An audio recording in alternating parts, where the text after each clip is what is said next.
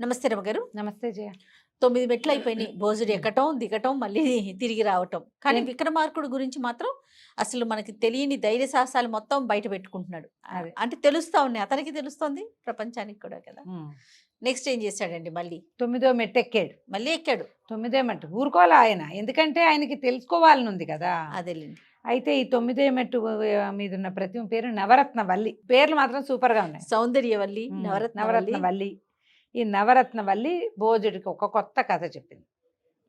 ఏం చెప్పిందట, వీళ్ళు భోజుడు విక్రమార్కుడు ఒకసారి దీనికి వెళ్ళారు, వనవాసానికి వెళ్తారు కదా. 6 నెలలు అజ్ఞాతవాసం తిరగడానికి వెళ్తారు. అవును. తిరగడానికి వెళ్ళినప్పుడు వీళ్ళు ఒక ఊరి దాటి వెళ్తుంటే ఆ ఊరి మొదట్లో ఉన్నటువంటి చెరువు దగ్గర ఎవరినో ఒక అమ్మాయిని దహనం చేశారు.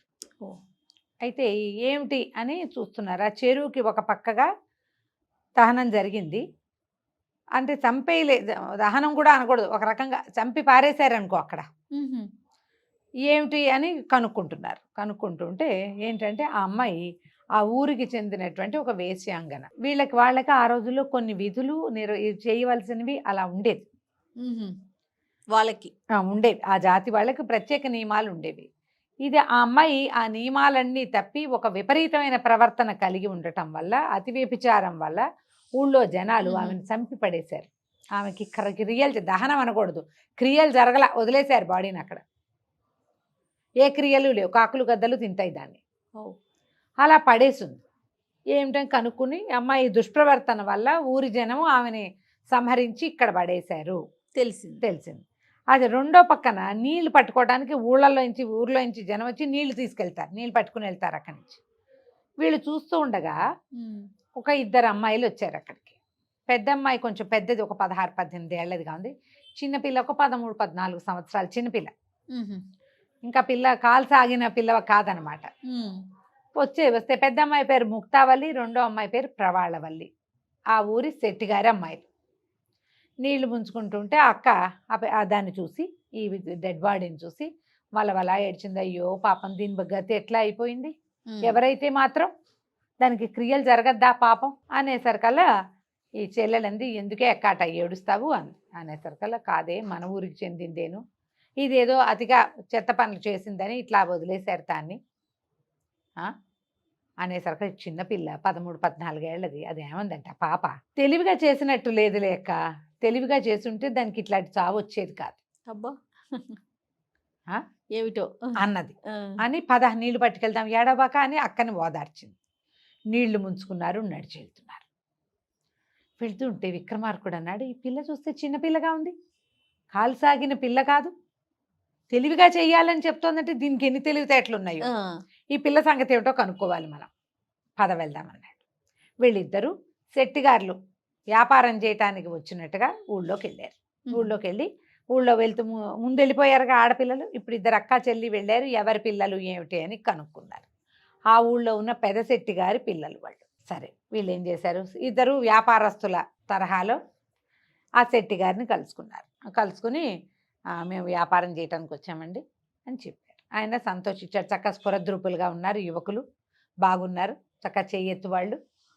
ఏ ఊరు ఏమిటి ఇది కనుక్కున్నాడు. ఏదో ఊరు పేరు, ఇది దొంగ మాటలు చాలా చెప్తారుగా ఇట్లా పై ఊళ్ళు వెళ్ళినప్పుడు. అది చెప్పారు. చెప్తే ఈయన అన్నాడు, బట్టి మా అన్నగారు పిల్లని చూస్తున్నాడండి, ఓహో వివాహం కూడా చేసుకోవాలని అనుకుంటున్నాడు. మా ఊళ్ళల్లో మా ఆయన ఇంతమంది కాలిపొడుగు ఆయన కదా, ఈయనకి సరిపడా ఆడపిల్లలు దొరకలేదు, మీ ఊళ్ళల్లో ఎవరైనా ఉన్నారేమో చూద్దామని వచ్చామండి అనేసరికల్ ఆ శెట్టిగారు ఎగురు గంతేసి, ఆయన మా అమ్మాయిలేమో బాగా పొడుగాటి పిల్లలు, మా వైపున ఎవరు అంత కాలిపొడుగు పిల్లలు లేరు, మరి మా అమ్మాయిని చూడండి, మీరు వ్యాపారం కూడా చేసుకునేందుకు నేను ఏర్పరుస్తాను అని చెప్పి ఆడపిల్లలిద్దరినీ పిలిచి, ఈ విక్రమార్కుడు రెండో పిల్లని చేసుకుంటానన్నాడు.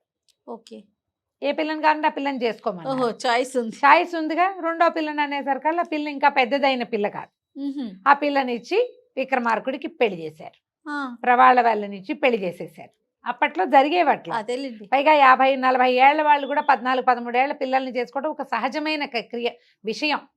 మనము ఇప్పుడు 5 years 3 years గ్యాప్కే ఆలోచిస్తాం చెయ్య. 7 years గ్యాప్ అంటే చాలా పెద్ద గ్యాప్ అనుకుంటున్నాం. 15 years గ్యాప్లో పెళ్లిళ్ళు అయినవి అయ్యేవి ఇది వరకు. అవును, అదేం పెద్ద విషయం కాదు. 10 ఏళ్ళు, 12 ఏళ్ళు, 14 ఏళ్ళు సహజమైన గ్యాప్. 30 ఏళ్ల గ్యాప్‌తో కూడా ఉండేవి. నేను ఎప్పుడు చెప్తాను, నువ్వు పోట్లాడతావు గానీ 3 ఏళ్ల ఆడది, 30 ఏళ్ల మగవాడు అవును అనేవాడు. రమ్మగారు. నువ్వు ఒప్పుకోవు గానీ అలా అసలు జరిగేది. అట్లా జరిగేవి. అదేలేండి. అయితే ఏమైంది, విక్రమార్కుడికి ఇచ్చి పెళ్లి చేశారు. పిల్ల చక్కగా పెళ్ళయింది. బోల్డని పిండి వంటలు అవి ఇవి చేసి పెళ్లిలో సందడిగా తిరిగి, ఈ పెళ్ళైన ఒక నెల రోజులకి పిల్ల వ్యక్తురాలైంది. అయ్యేసరికల్లా వీళ్ళు ఏమన్నారు, పిల్ల వ్యక్తత వచ్చేసింది కదండి, అనేసరికల్లా ఏం చేశారు, ఏదో శుభకార్యం జరిపించారు. శుభకార్యం జరిపితే ఆ పిల్లతో పాటు విక్రమార్కుడితో పాటు భట్టి కూడా వాళ్ళ గదిలోనే పడుకున్నాడు.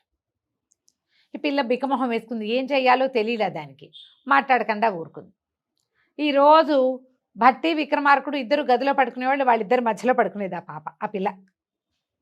వాళ్ళు మాట్లాడేవాళ్ళు కాదు. అంటే ఇది ఆ అమ్మాయి ఏదో తెలివిగా మాట్లాడింది. ఏం చేస్తుందో చూడాలని వీళ్ళ ఉద్దేశం. అయితే మాత్రం అలా చేశారు. సరే, తర్వాత ఏమైంది, కొన్ని రోజులు గడిచిన తర్వాత మేము ఊరు వెళ్తామండి, మా ఊరు వెళ్ళిపోతాము, అమ్మాయిని తీసుకెళ్తామన్నారు. వాళ్ళ అమ్మాయి కదా, శెట్టి గారు సరేనన్నాడు. ఏవో సరుకులు గిరుకులు కట్టించారు, కొంత ఒక బండి ఏదో ఇచ్చారు, పంపారు. అన్నదమ్ములు ఇద్దరు ఈ పెళ్లి కూతురు ప్రవాళ్ళ వల్లిని వెంబడి పెట్టుకుని ఇంకో ఊరు తీసుకుపోయారు. వీళ్ళు ఆ సొంత ఊరు ఉజ్జయిని వెళ్ళడానికి వీలు లేదు. ముందు ఈ పిల్లకి పరీక్ష పూర్తి కావాలి. ఓకే, ఒకటి. రెండోది వీళ్ళకి 6 నెలలు అవ్వాలిగా. 6 నెలలు కాల. వెళ్తుంటే ఏమైంది, వీళ్ళు ఒక మహాదేవపురం అనే ఒక ఊర్లోకి ప్రవేశించారు. అక్కడ ఒక పురాతనమైన కోట ఉంది. ఈ కోట ఎవరిది ఏమిటి అని అనుకుంటే, ఒక రాజుగారు ఉండేవారు, వారిదే ఈ కోట. ఆయనకి సంతానం లేకుండా మరణించారు. అయితే ఆయన మరణాసన్నుడైనప్పుడు ఆయన చెప్పేట, నాకు సంతానం లేదు, నా కోట విక్రమార్కుడికి చెందుతుంది. ఒకవేళ ఏదో ఒక దశలో ఆయన ఈ రాజ్యానికి వస్తే, ఈ వైపు ఆయన 6 నెలలకోసారి దేశ భ్రమణం చేస్తాడు కదా, భూభ్రమణం చేస్తాడు. వచ్చినప్పుడు విక్రమార్కుడే తెరవాలి ఈ కోటని, కేవలం ఇది ఆయన కోసమేనని చెప్పాడు. ఆ బయట ఉన్న కాపలాదారులంతా చెప్పారు, విక్రమార్కుడు వచ్చి తెరవాలని. అంటే నేనే విక్రమార్కుడిని అని చెప్పి తన కత్తి చూపించి కోట తెరుచుకున్నారు. పురాతనమైనది ఆ చిన్న ఫోర్ట్. భట్టి విక్రమార్కుడు ఇద్దరూ ప్రవేశించారు. ప్రవాళవల్లి కూడా వాళ్ళతో పాటు ఉండిపోయింది. పిల్ల చక్కగా వంట చేసి పెట్టేది. రాత్రి పెద్ద హంసతూలికా తల్పం ఉంటే భట్టి విక్రమార్కుడు చెరో పక్కన పడుతున్న వాళ్ళు, మధ్యలో ఆ పిల్ల పడుకుంది. కొన్ని రోజులు గడిచినాయి. పిల్ల బిక్కమొహం వేసుకున్నది. ఏం చెయ్యాలో తెలియటల్లా దానికి. కుంగిపోయినట్టు అయిపోయింది. కానీ వీళ్ళు పట్టించుకునేవాళ్ళు కాదు, మామూలుగా బాగానే ఉండేవాళ్ళు. అయితే ఏమైంది, ఆ బిల్డింగ్కి వచ్చేది ఎవరు, ఒక చాకలి మాత్రం రోజు బట్టలు తీసుకెళ్ళడానికి వచ్చేది, ఒక రజక స్త్రీ. ఈ బట్టలు పట్టుకెళ్తే ఇంటికి పట్టుకెళ్ళిపోయేది ఉతకడానికి. ఆవిడికి ఒక కుమారుడు ఉన్నాడు. ఈ కుమారుడు ఈ బట్టలు ఉతకడానికి తీసి అందులోంచి అపూర్వమైన వాసన వస్తున్న బట్టలు చూసి, అమ్మాయి బట్టలు అవి, అబ్బబ్బా బట్టలే ఇంత అద్భుతమైన వాసన వస్తున్నాయి, ఆ అమ్మాయి ఎంత బాగుంటుందోనని ఎంతసేపు ఆ అమ్మాయి మీద దృష్టి పెట్టుకుని ఆ పిల్లని చూస్తా అనేవాడు. తల్లి తిట్టింది, ఒరే వాళ్ళెవరో 2 రాజపురుషులు, ఆ పిల్ల వాళ్ళతో ఉంది, వాళ్ళిద్దరిలో ఎవరికి పెళ్ళామో నాకు తెలీదు, ఎవరికి భార్యో తెలీదు, వాళ్ళతో ఉన్నది కాబట్టి నువ్వు వెళ్ళకూడదురా అంటే, వీడు రోజు ఆ పిల్ల మీద బెంగ పెట్టుకుని వీడు అన్నం తింటాం అనేసేట. అయితే ఏమైందిట, ఈ చాకలి పోయి ఆ అమ్మాయితో చెప్పింది, నా కొడుకు నిన్ను చూస్తానంటున్నాడమ్మా, పిల్లాడు చిక్కిపోయాడు, అన్నం తింటలేదు. ఆడవాళ్ళ మీద బెంగ పెట్టుకుని అలా ఆ కాలంలో అలా ఉండేదిట. మరి ఇప్పుడు కూడా చచ్చారో ఏమిటో అలాంటి వాళ్ళు, ఫేస్ మాస్టి ఫెలోస్ కొంతమంది. అనేసరికల్లా ఆవిడేమందిట, అమ్మాయి అంది, ఆ నోరుగల బిడ్డ అయితే బతుకుతాడులేవే అంది. నోరుగా ప్రవాళవల్లి అన్నది. అనగానే ఈ అమ్మాయి రజక స్త్రీ ఆ వాక్యం తీసుకుపోయి కొడుక్కి చెప్పింది, నోరుగల బిడ్డ అయితే బతుకుతాడంది. అనగానే కుర్రాడు అనుకుంటే, ఓహో ఈ అమ్మాయి నాకు సంకేతం ఇచ్చింది, నన్ను రమ్మంటోంది లోపలికి అనుకున్నాడు. అనుకుని ఏం చేశాడు, ఈ కోటకి ఆనుకుని ఒక పెద్ద చుట్టూతో గోడ ఉంటుంది, ప్రహరీ గోడను ఆనుకుని పెద్ద చెట్టు ఉంది. రోజు లోపల నుంచి గడి పెట్టేసుకునేవాళ్ళు వీళ్ళిద్దరేగా ఉన్నారు. వీడేం చేశాడు, ఆ చెట్టు మీదుగా ప్రహరీ గోడ దాటి లోపల గదుల్లోకి వచ్చాడు.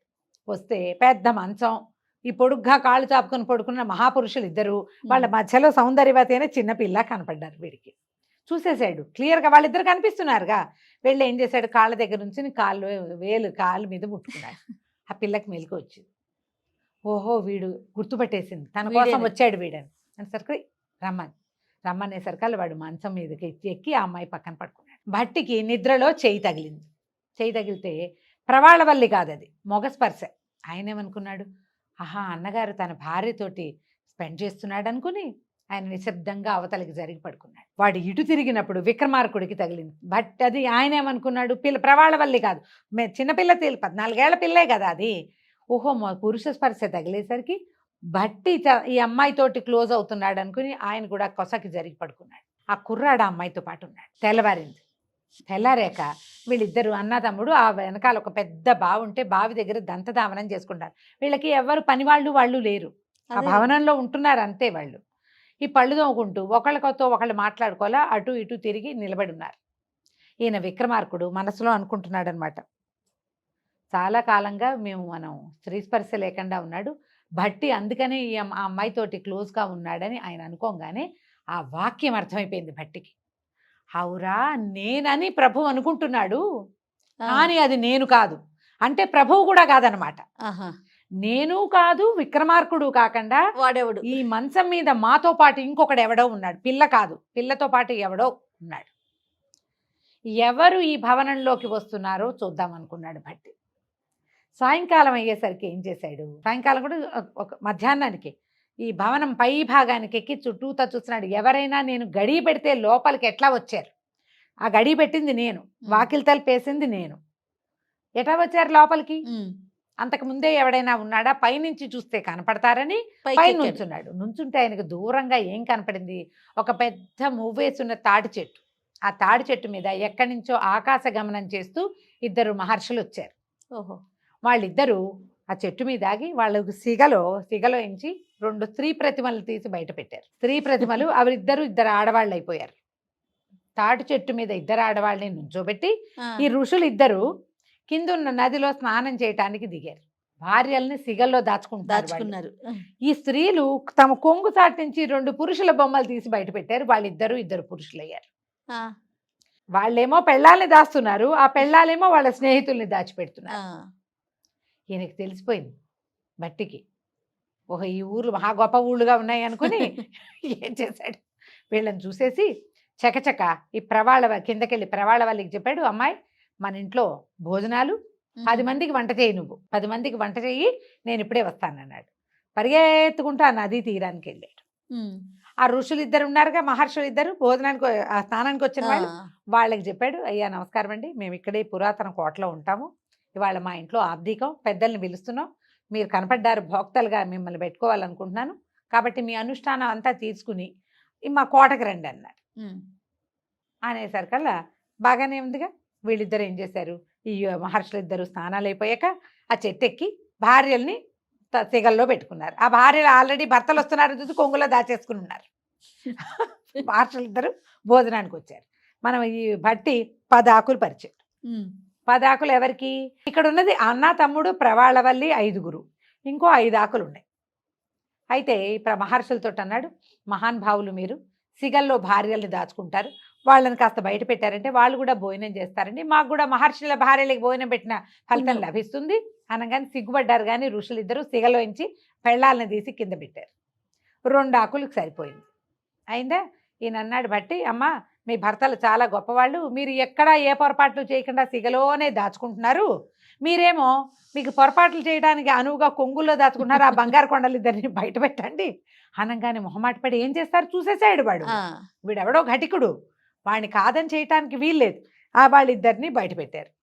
2 ఆకుల్లో కూర్చున్నారు. ఋషులు ఆశ్చర్యపోయారు, అయ్య బాబాయ్ మా పెళ్ళాలు పతివ్రతలు అనుకున్నాం, వీళ్ళ దుంపదేగా వీళ్ళు ఇంత పని చేశారే, వాళ్ళు ఎక్కడా ఏ పొరపాటు చేయకుండా ఉండటానికి సిగలోనే దాచుకుంటారు, అలాంటి పరిస్థితుల్లో కూడా ఇలాంటి పనులు చేస్తున్నారు. మొత్తం ఆకులు నిండినే 1 ఆకు ఉండిపోయింది. ఈయన అన్నాడు, అమ్మాయి ప్రవాళవల్లి, ఇప్పుడు అన్ని ఆకులు సరిపోయినాయి, వాడెవరో రాత్రి నీతో పాటు మా పక్కన పడుకున్నాడే, ఆయన ఎవడో మీ నాయకుడు, ఆయన్ని కూడా పిలిస్తే భోజనం చేయొచ్చమ్మా అన్నాడు. నిర్కాంతపోయాడు విక్రమార్కుడు. అలాంటిది ఒకటి ఉందా అని, ఉన్నది అనేసరికి ఈ అమ్మాయి ఏం చేస్తుంది, చాకలి కుర్రాడు, వాడు లోపలే దాక్కున్నాడు, వాడిని పిలిచింది. వాడు కూడా వచ్చి విస్తరి దగ్గరకు వచ్చి అందరూ భోజనం చేశారు. ఆ అమ్మాయి తలకాయ ఎత్తి చూడలేదు. ఈ పిల్ల 13-14 ఏళ్ల పిల్లయే ఏం చెప్పింది, తెలివిగా చేయటం రాలేదు అని చెప్పింది కదా. అంటే దానికి తెలివిగా చేయటం వచ్చు. రాత్రి పరమ నిశ్శబ్దంగా భర్త, ఆయన యొక్క అన్నయ్య, తమ్ముడు పక్కన ఉండగానే ఎవరితోటో స్నేహం చేసేసింది అది ఒక వాక్యంతో. బట్టి గనక మర్నాడు గనక వీళ్ళిద్దరూ మాట్లాడుకోకపోయి ఉంటే అసలు ఎప్పటికీ తెలిసేది కాదు. ఈ కథ ముగిసింది. అక్కడి నుంచి ఈయన అన్నాడు, ఇదేమిటి ఇలా జరిగింది, ఇప్పుడు ఏం చేయాలన్నాడు విక్రమార్కుడు. దాని ఏముంది, మహర్షులు ఇద్దరికి చెప్పాడు, మీరు ఋషిత్వంలో ఉన్నారు, హాయిగా మీ దారిని మీరు ఉండండి, మీకు భార్యలు ఎందుకు, వాళ్ళు ఎక్కడా ఏ పొరపాటు చేయకుండా వాళ్ళని నెత్తిలో దాచుకోవటం ఎందుకండి, వదిలిపెట్టేయండి ఈ స్త్రీలు ఇద్దరిని, వాళ్ళు కూడా మేము వదిలేస్తాం, మాకు ఈ భార్యలు వద్దన్నారు.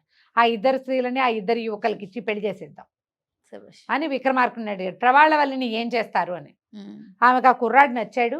ఈమె తత్వం తెలుసుకోవటానికి కదా మనం అక్కడి నుంచి తీసుకొచ్చాం అంటే, ఇతను అన్నాడు, వీడు చూడండి ఎంత సాహసి, మనకంటే సాహసి వీడు, వాడు పుట్టిందేమో ఏం పని చేయడానికి బట్టలు ఉతికేవాడు, వాడు చూడు రాచకన్య కోసం ఎట్టా వచ్చేసాడు.